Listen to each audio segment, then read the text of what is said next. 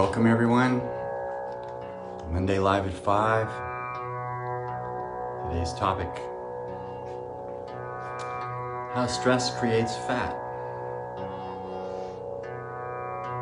It's sort of a little known fact in certain ways. So we're going to explore that. Hi everyone. Welcome. Let's just breathe right now and drop into meditation. Prepare the ground, prepare the frequency, align with the divine, flow with the go. The stillness clears the illness. Just going to feel that beautiful joy center of the heart, exceptional bliss.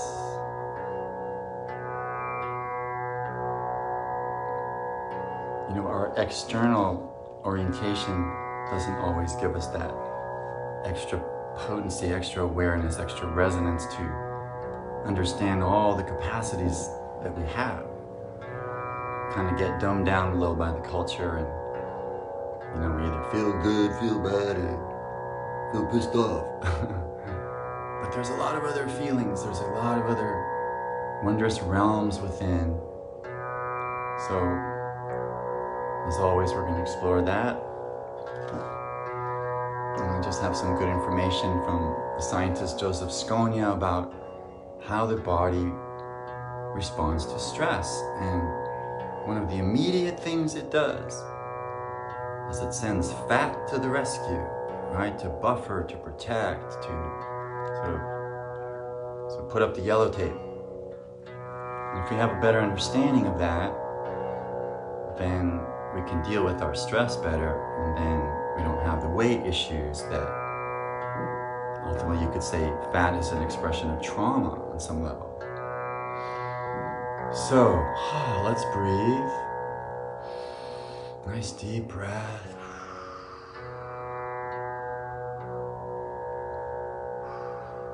The magic of the breath. One thing the breath does, since we're speaking of meditation, which ultimately means we're speaking about resonance principles, is that when your heart sends a beat down in the aortic valve, down into the body, it hits the place where it splits into each leg, and the echo of that heartbeat bounces back up. And if you're not breathing in sync with this little explosion of the heart, you're going to get a massive interference pattern, which leads to sort of a jerky response, kind of a stress-based response. So ultimately, the harmonizing of the breath with the heart creates very beautiful frequency if a doctor was to look at it. And so that's what we want to do. We want to take sort of that jagged heartbeat, right? So bring it into a beautiful taper off. Right, very resonant with the breath. We breathe in, we breathe out. The heart and the breath come into alignment. So we're going to suggest to everyone respiratory, circulatory integration. It's kind of the commands to the glands, the suggestion to the heart. We breathe. As the heartbeat begins to settle down, the breath settles down. And what's interesting is when you breathe, you're creating like a storm, right? There's a, right? So at that moment, everything is sort of like freaking out a little bit, right? There's an incoherency happening. But as soon as you breathe out, all that frequency rides into beautiful harmonics. And in that glide ride where there's no breath, the heart is actually able to sort of regain itself, right? Sort of gather its potency, gather its power. It's not interrupted, it's not being interfered with. And in that beautiful waveform, you could say, love rides the long waves. When the short waves are all chopped up, that's not good. right? And this is what the glands are doing for their body. Actually, they're taking larger frequencies that are coming in from the sun, from your friends, from the food, from all sorts of cosmic stuff. And then the glands basically kind of chop it up for the meal, right? They prep the veggies, and then all the different parts of your body are able to sort of gather these different little mini frequencies and put them to work. So when we meditate and we drop into these longer wave paths, we're surfing, you could say, larger vectors, larger harmonies, larger dimensions. Like we're not all like chopped up and scattered, which would be like a pond that's disturbed. You can't really see inside it. You can't see through to the clarity. And so the breath is going to smoothen out your mind. It's going to smoothen out your blood. It's going to spiral the blood clockwise. It's going to allow the rhythm of the heart to be in sync with the breath. And then as you meditate and these drop down lower, what happens is the quiescence makes it so you don't need to do much. And at that point, beautiful harmonies are there. You're not in motion, you're not overly activated, you're not stressed. So let's just tune into that. So for anyone wanting anything in this world, it's that stillness point that gives you the reference to everything. Right? If you have a collection of 500 baseball cards, how are you going to deal with those if you don't sit still and look at them all together, right? So that's the idea. So we're just going to come to stillness and breathe. And make note that you're actually a standing wave, right? You're a standing wave. This is a standing wave. All right, that string is oscillating in one place. It's not escaping. And so essentially you are also this beautiful standing wave. Your cat, when it's purring, especially when it's sort of standing up with the gravity, sort of wavering in the gravity, is in a standing wave. So that's what we want for meditation. It's the ultimate standing wave. So we're dropping into that standing wave, right? Beautiful peace. Uncompress the stress. That's the message of what the body is doing when it does this phenomenon called fat gating, right? So fat comes to the rescue. If you're overthinking, you could fry your brains, but luckily your brains are made of fats. So that's sort of like rubber gloving it, right? The charge can't get through there. And maybe one of the most important things to know is that water is a phenomenal conductor, right? Water is going to grab that charge and just send it all throughout your body. And that's basically, you're like a highway of flow. But when you're under stress, what does your body need to do? It needs to sort of slow down that metabolism. It needs to gate that excess electrical. If your nerves can't handle that, it's going to gate the electrical. It's actually going to put fat in place to slow it all down. It's going to encapsulate the water. That's essentially what adipose tissue is. It's an encapsulation of water molecules with glucose and fatty acids and alcohol. And then the pressure comes in. There's several levels of this, right? The first level is the emergency fat that is sort of sent to the swelling of an impact or some situation where you've gone overly acid-base in your body. You're not alkaline anymore. And so fat is sort of rushing there to sort of stabilize. That's the immediate effect of the body. And then over long term, if you're constantly under stress, then the body's going to figure out ways to buffer. And you might just start to notice yourself getting bigger and bigger. And then all sorts of other things happen. You're not getting sufficient oxygen.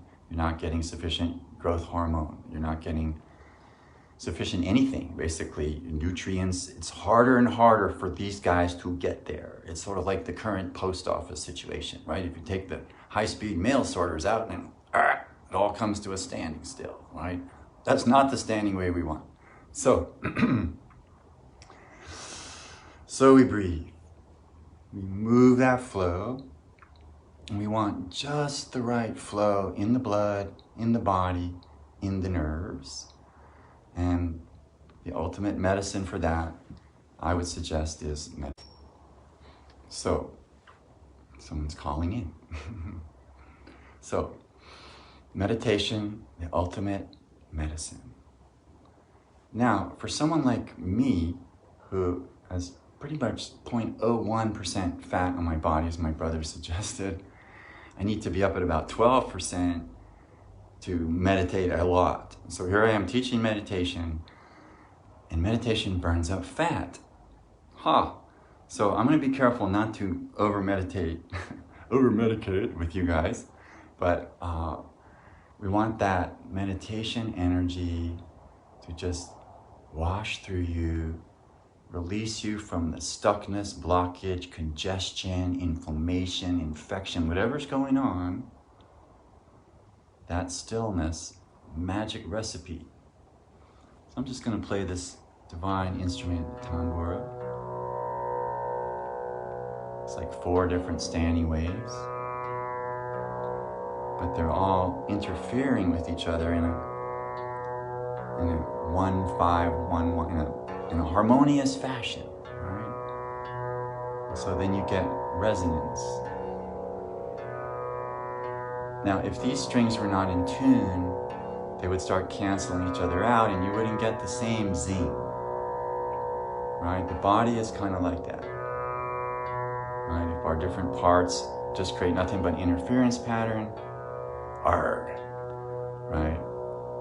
Essentially, you already are an interference pattern. You're basically a hologram, right? That's what a hologram is. It's like a reference beam with the working beam. They all come together with the new information.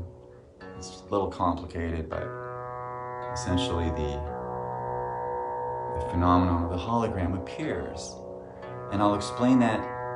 Itzhak Bentov, the writer who wrote Stalking the Wild Pendulum, gives a great description of how bat radar works.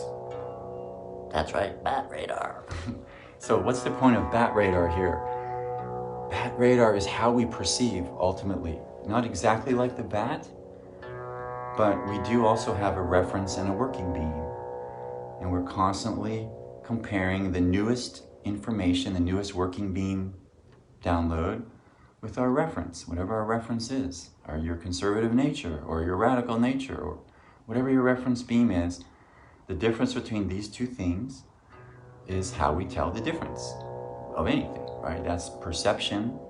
If you visit your friend and there's the same pictures on the wall every time you go over there, after a while your brain will drop it into the spam folder and you just won't notice those pictures. But if he decides to take one down and put a giant orange explosion picture there, it's probably the first thing you would notice when you walked into the house, right? Because the working beam would have noticed that something's different from the reference beam. And so how does bat radar work? Basically, a bat can't see. And so a bat sends out radar. And that radar goes out and picks up a mosquito coming by. And that mosquito, you can judge the speed and the distance through the Doppler effect, it's called, right? It's an echo principle, right? Like sonar, right? The working beam goes out and bounces off this thing that the reference beam has picked up. And it reports back that, hey, now this mosquito is like 1 foot closer. And now it's almost in your mouth. And the bat just ate the echo. So an interesting thought would be, since we live in a universe where it's fairly incomprehensible, right? You look out at the galaxy and like, how does that work? We can't really handle that, right? So what do? We sort of dumb down to some degree to working beam and reference beam with lots of little things, right? What might be most important to you is that your neighbor has a bigger car. I mean, maybe not this group, but that could be something that someone's reference beam has noticed, or that their working beam has noticed that, you know, your car, their car, now their car is different, and maybe you need to get a new car. So this is kind of how it works, right? We have perception, and then this perception is constantly being updated, and it's stressful. So ultimately, we could suggest, well, it depends on what you're perceiving. So in meditation, what you're essentially doing is you're limiting your external perception. We're just bringing it all back inside, right? This is Patanjali's Yoga Sutras. It advises the pratyahara of the senses. So we bring all that outgoing beams, reference beams, working beams, and we internalize them. And then your reference becomes your inner being, right? That's a new set of references. Because if you're noticing the external world all the time, that's exhausting. It's tiring. So we just pull it all in, bring it inside. Just relaxing and soaking up the heart. Good feeling in the heart. All the cells of your body, 100 trillion cells are radiating positive DNA spiral out electric pressure, right? You're just literally, you're emanating life force, you're emanating love, you're emanating forces you can't even comprehend. This is what we are. And so instead of thinking silly thoughts in our brain, we can tune into this amazing outflux of information. Essentially, a standing wave holds information. Your whole body is a giant database of information, right? It's being contained in various ways within circular structures, within containment structures, bouncing all around in beautiful harmonies. And so as we involute, as we direct the attention inside, that evolutionary energy begins to evolve us in a different way. And this is fantastic. Right? Normally we don't notice all this interior reality, but as soon as you limit the external, it's kind of like going into a dark movie theater and adjusting. So let's just do that. Going into the dark interior of your meditative space. This is a good dark, right? It's a happy dark. A womb-like dark. When you were in your mama's belly, you couldn't see much, so you had to operate like a bat. You sent out your radar, which is in the form of hearing. Right? You could sort of hear the background, and then all of a sudden, baby notices dad is getting closer, right? So we have radar.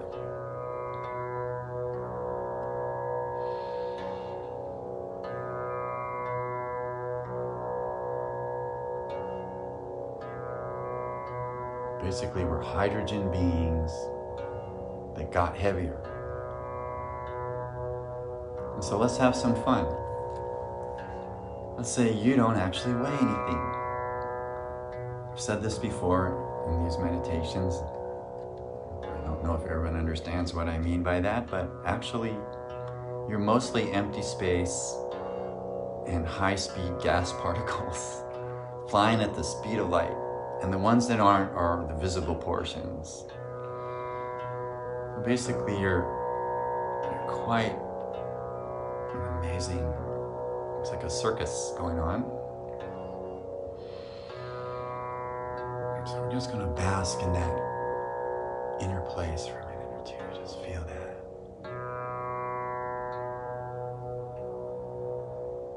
Peace. Releasing the stress. No need for fat gating. No need for emergency fat.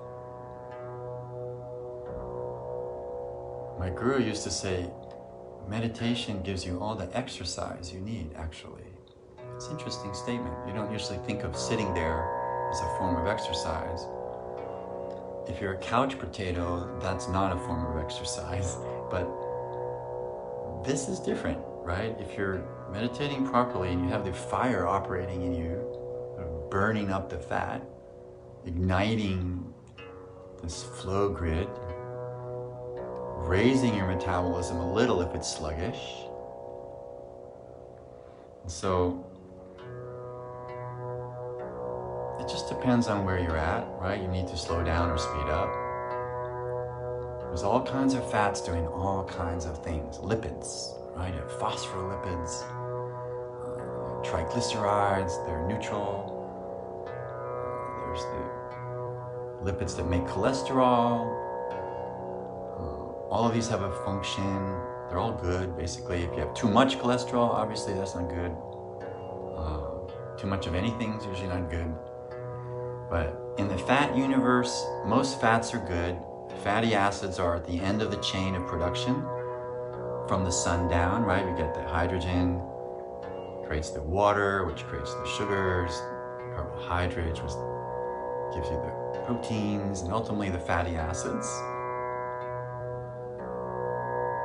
And so then under stress, basically we compress. And if you are depressed, that's slowing you down. If you have insufficiency of different varieties, right? It could be not enough water, not enough food.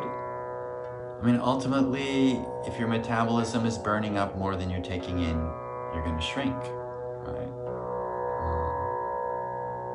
But often that isn't just the only thing going on, which is the purpose of this talk, because you probably know all the other stuff, all the ways that we've tried to gain or lose weight. So we just breathe. The peace in the body is going to balance everything.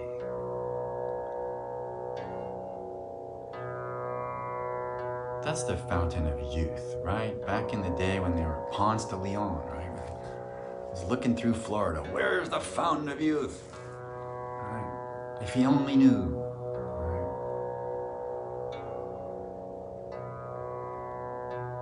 And the body could live to be 120 at least. I remember when I was living in Japan, I read about the death of the oldest Japanese man who was 128. And they said he ate mostly fermented rice, and vegetables, and he drank a lot of sake. So for him, long life. Probably not much stress, right? You live out in Kyushu, out in the jungle somewhere. But if you're living in Manhattan, living in Los Angeles, living somewhere where there's, I don't even want to list all the stresses. It's sort of bad for the brain. But you know what I mean, right? We're just going to breathe. Notice they don't weigh anything. Super light. Just floating there. In the now moment. Get lighter by releasing your past lives. Releasing maybe unrealistic expectations. That'll weigh you down. Just releasing. I'm just going to release the tumbler. So let's just take a little 3-minute medi. Okay, so find a posture that works. Float your head. Relaxing brain. Oxygenating systems.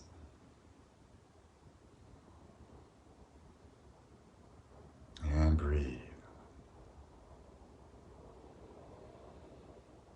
If your breathing is shallow or doesn't feel right, you can suck in a lot of oxygen if you want. And release it.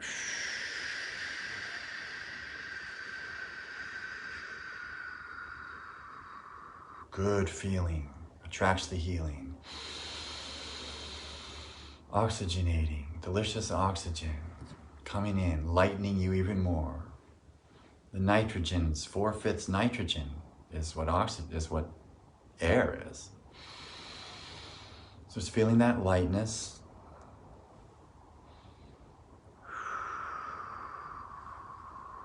And then we just relax. Redirect the thoughts if they're busy or they're wanting attention.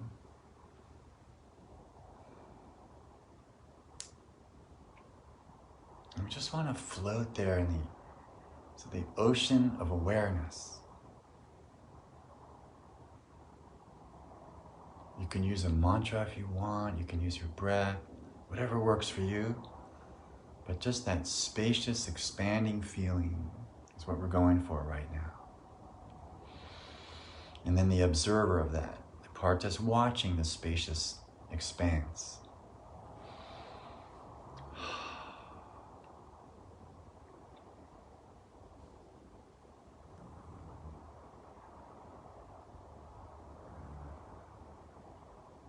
You're merely the observer, and yet you're affecting everything.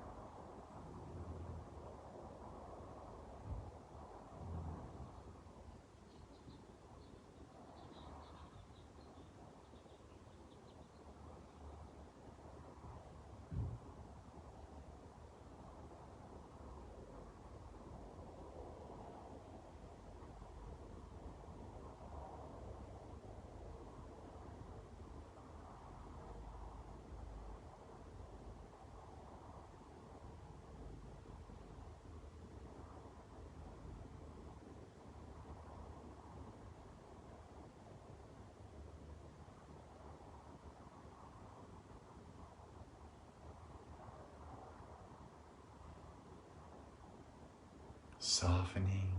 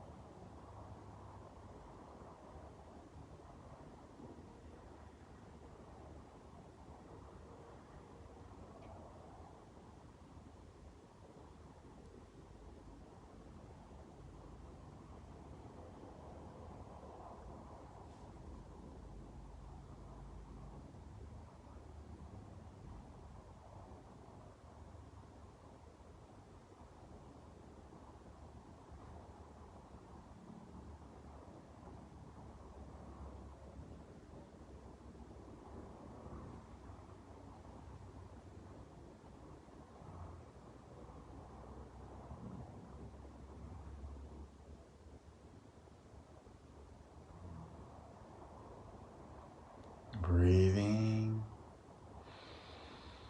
Just using your higher self as the reference beam. It's always there, it's always steady. That inner higher self, it's always the reference beam, like bat radar, it's always there. Whatever the latest development is, you're comparing it to the reference beam. What's different? What's going on? What do you need to change?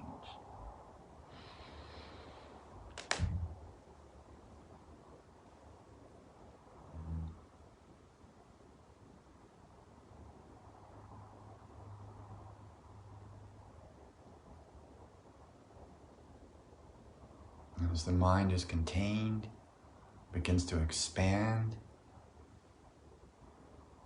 and you meditate on formlessness, you expand massively.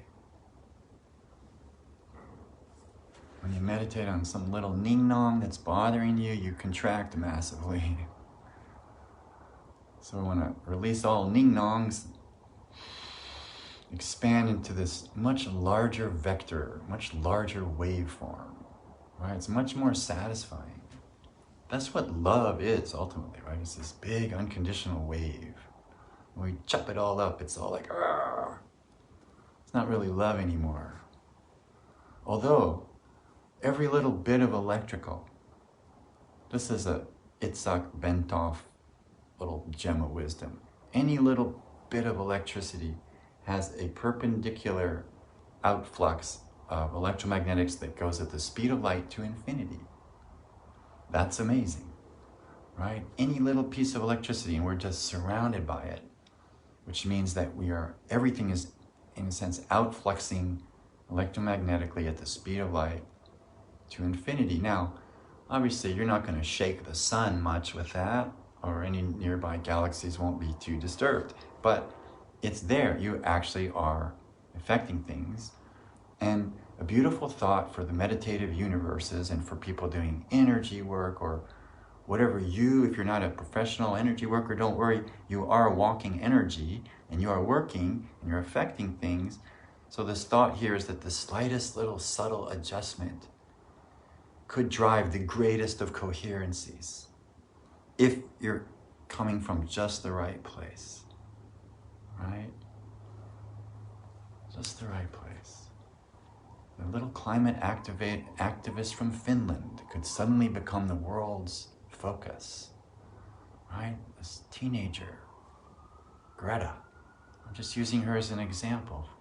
Wow, there's so many people, and yet one little vibrating person can, from just the right position, just the right leverage, affect the entire deal. When I say the word leverage, this is a great word for understanding healing, because that's essentially what healing is. You're leveraging from a stronger place, right? If your friend's in the quicksand, you don't jump in. You want to grab the tree, use the stick, and pull them out, right? So that's your leveraging. And so we leverage here. There's different ways to leverage the universe. You could leverage your Congress people. You can leverage yourself. So here we are, leveraging. That means we need to get in a stronger place inside yourself to leverage from.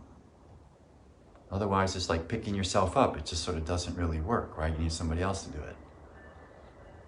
So we're going to leverage from a super strong place. Doot doot goes the train.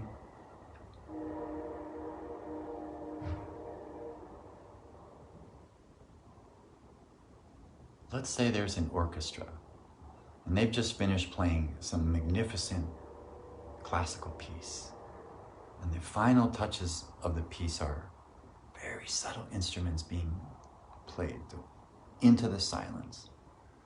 If suddenly the cymbal player dropped their gonger and made a huge crash, that would disturb 1,000 people in the room or whatever it is, right? That it's out of phase, it's out of sync. It's not right for that. All right, so these kind of things happen. And so how quickly can you make that part of the music would be another way to think of it. So let's do that. Anything that bothers you, especially in another person, in yourself, right? There's positive, negative, shadow projection, can go either way. Anything that bothers you is going to create negative charge. And as soon as you've got negative charge going, that can disrupt the entire universe. Just look at some folks who have negative charge. Look at what they do to large groups of people, right? So it's like multiplying everything by -1, not good. So we want to delete the charge, drop inside to neutral positive, and breathe. And here's something, let's have some fun. I'm going to direct glucose to your organs, glands, brain, body parts, wherever you might need it. And you can do this too, obviously, but sometimes when you have strong intention and there's frequency to accommodate it and there's good reason, things roll. So let's say for everyone watching and for everyone watching later, wherever you might be feeling sluggish, sad, depressed, overwhelmed, the list goes on, wherever you're not alkaline in your body, wherever there's negative stuff, doing funky stuff, you want to bring in more hydrogen. So that's the first thought. We're just cascading hydrogen down from your hypothalamus.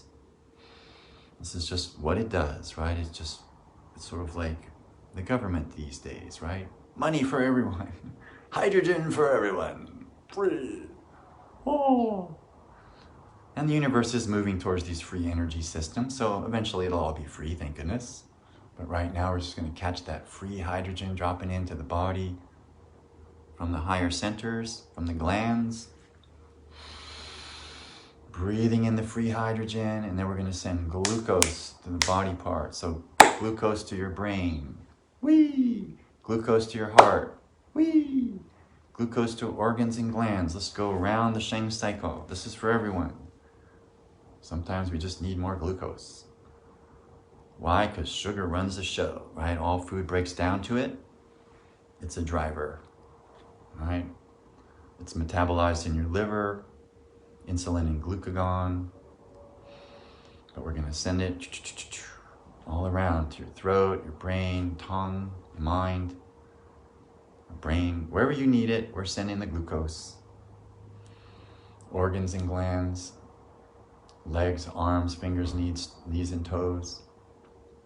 Getting the energy that was stuck, was blocked. It's sort of like money, right? Money seems to be blocked. So that's the liver, right? That's the wood principle in the body. In the Chinese systems, right? We just keep sending out the good radiance, the expanding wood principle. Oh, how did you know I was eating a popsicle? Someone is eating a popsicle. So that sugar intake, the problem with too much sugar, right? We know this is explosive materials, right? It can sort of mess up the synchronization of your cells if it's too much sugar. But it's not so much that you want to add lots of sugar to your body, it's that your body's, don't worry, is already making the sugar from the foods that you're already eating, and plus the hydrogen and the water turn into sugars, right? That's what the plants are making. So it's a sweet universe. So we're just gonna like feel the sweetness. Whoa, in the heart. Sugar making mama. Okay. Glucose to the heart. Like I said, if you add glucose to fatty acids with ammonia and stress, not good, right?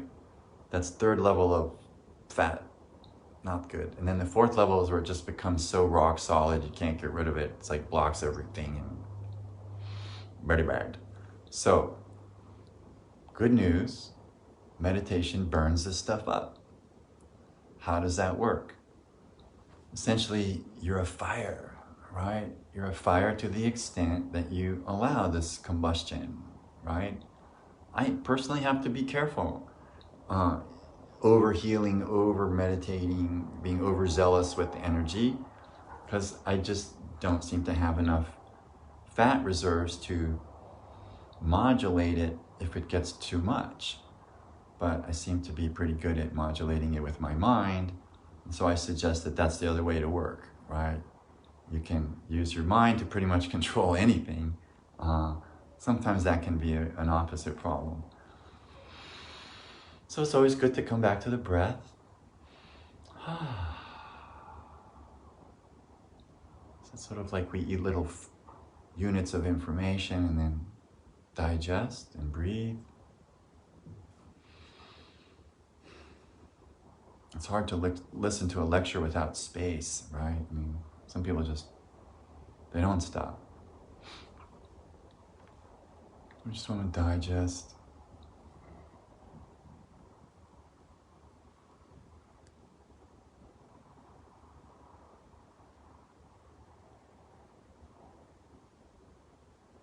What's going on in your body right now? You should have gotten a nice little upload of energy that we just beamed in. Just directed that, reminding your supercomputer what's possible, what it might want. Supercomputer is very receptive to suggestions, right? Just watch how TV affects you.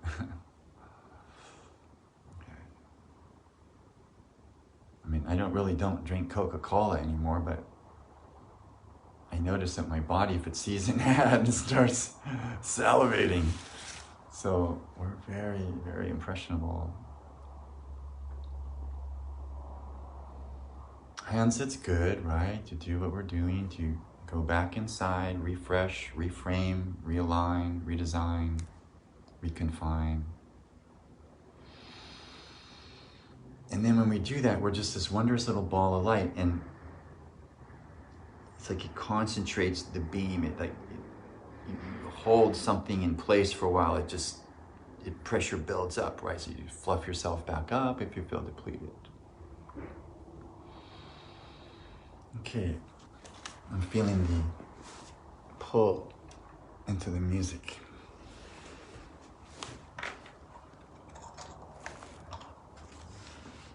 Okay, so there's a lot of information for you.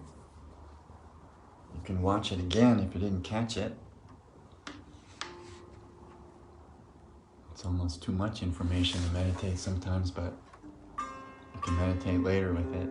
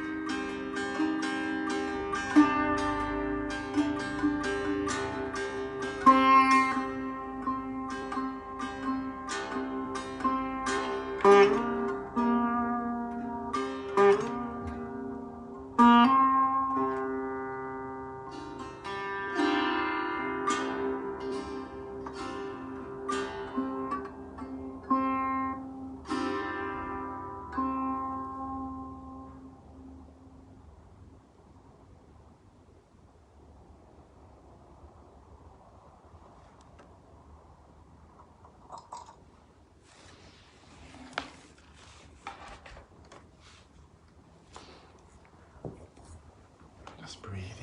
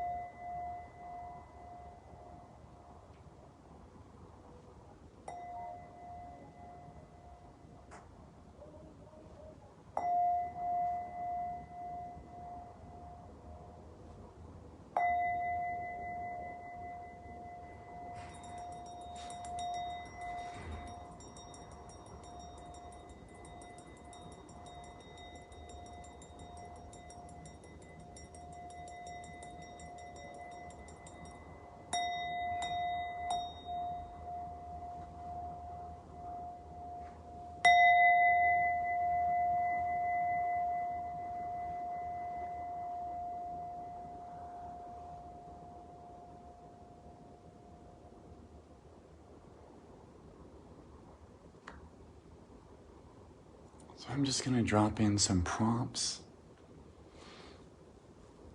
like receiving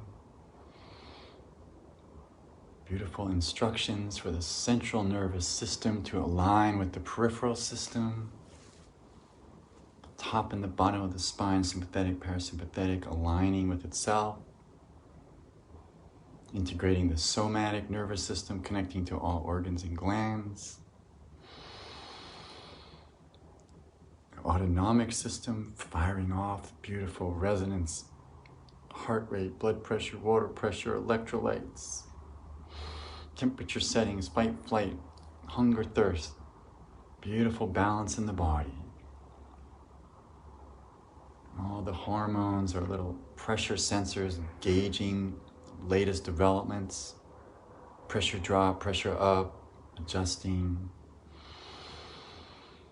Meditation ultimately does this by itself. It just depends on where you're at when you're meditating.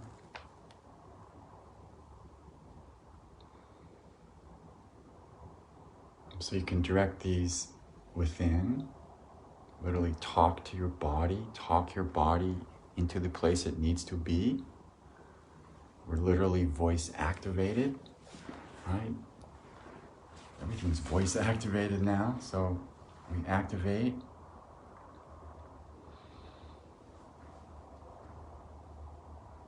You can just invoke the pure I am awareness. The part of you that's watching you be you. The transcendental equation in the body. That's the ultimate reference beam. The higher self, the pure I am awareness. But if we don't have that reference beam, right, our ship is asunder.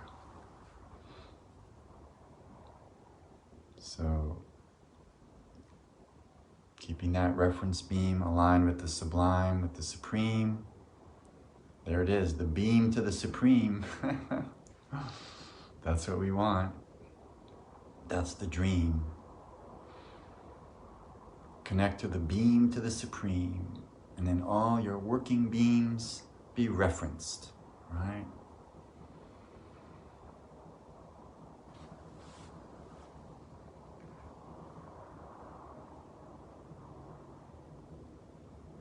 Pure I am awareness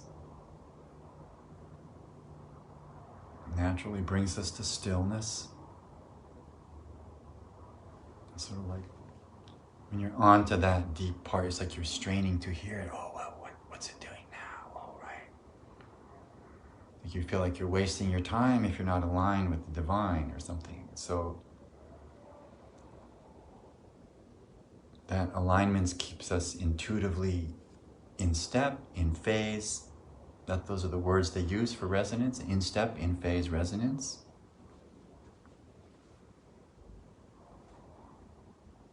Nature is full of in phase, in step resonance. If you look out at the fireflies at night, they might seem like they're all out of phase for your first observation.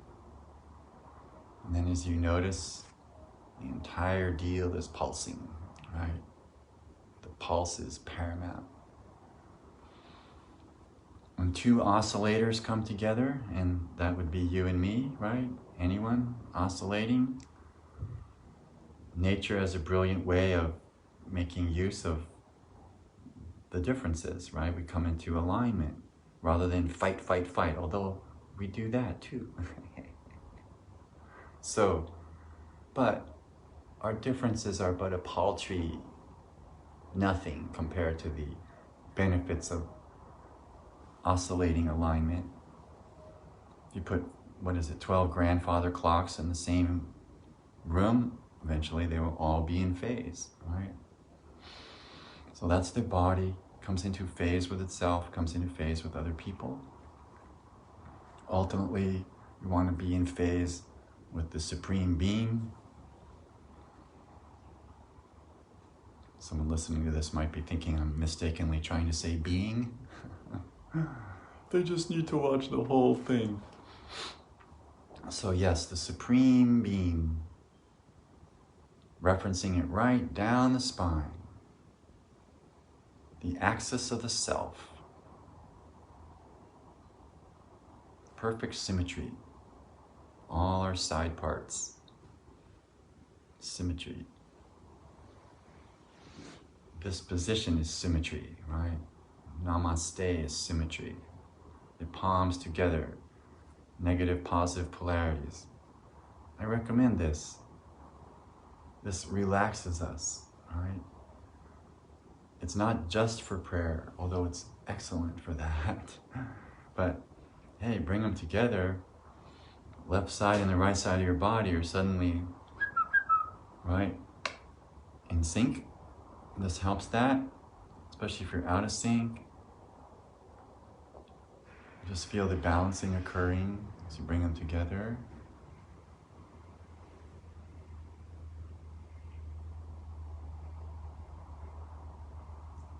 And then you can just palm the eyes. Relaxing the eyeballs, relaxing the jaw, relaxing your brain, relaxing neck and shoulders. Inhaling.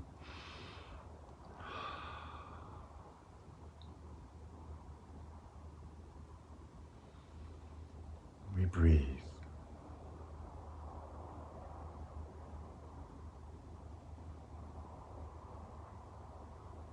As I said, love surfs the long waves. What does that mean?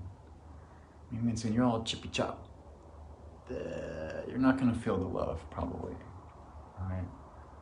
You need to sit still. You need to project big for love, right?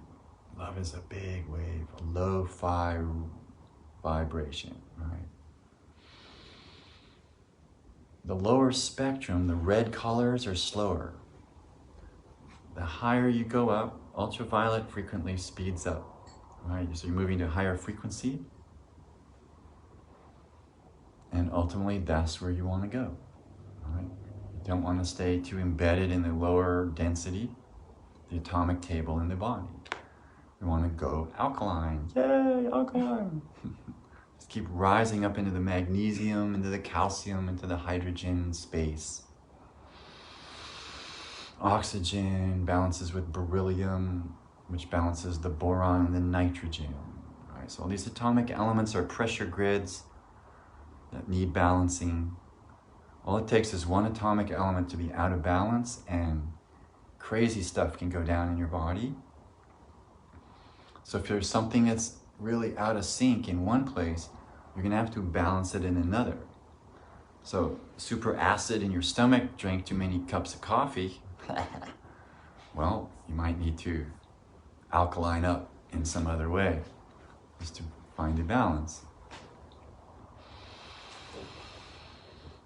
Okay. How about a little kirtan to end the night?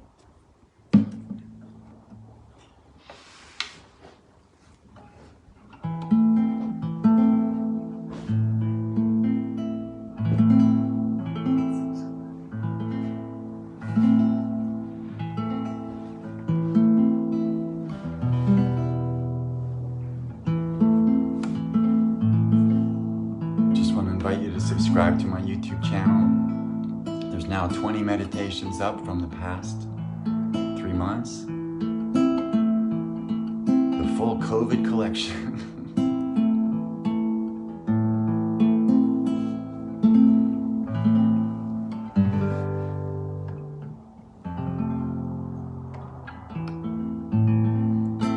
Sitaram, Sitaram, Sitaram.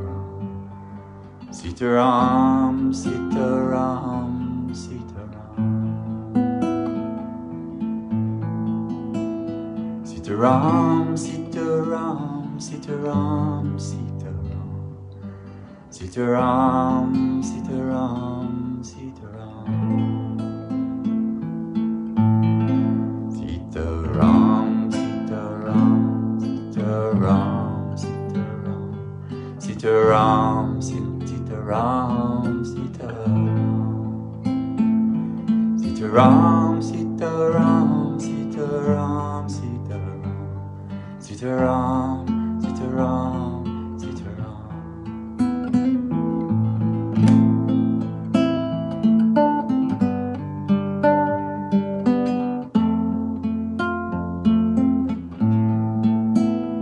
Sitaram, Sitaram, Sitaram, Sitaram, Sitaram, Sitaram, Sitaram, Sitaram, Sitaram, Sitaram, Sitaram, Sitaram, Sitaram, Sitaram. Oh.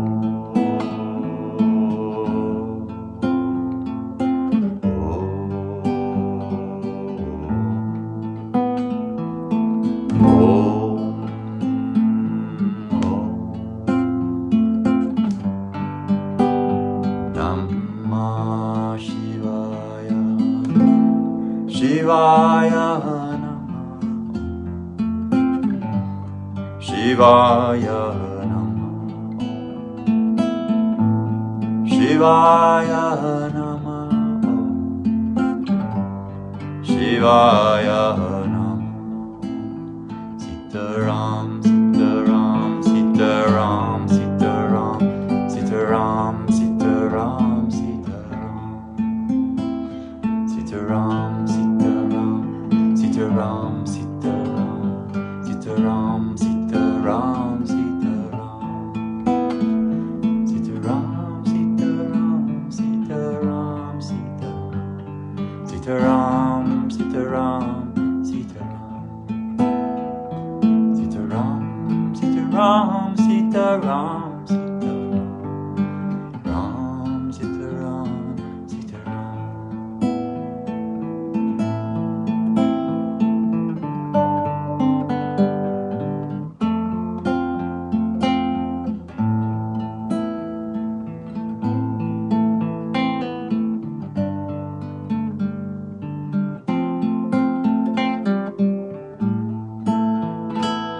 Sitaram, Sitaram. Ram Sita Ram Sita Ram. Sita Ram Sita Ram Sita Ram Sita Ram. Ram Sita Ram Sita.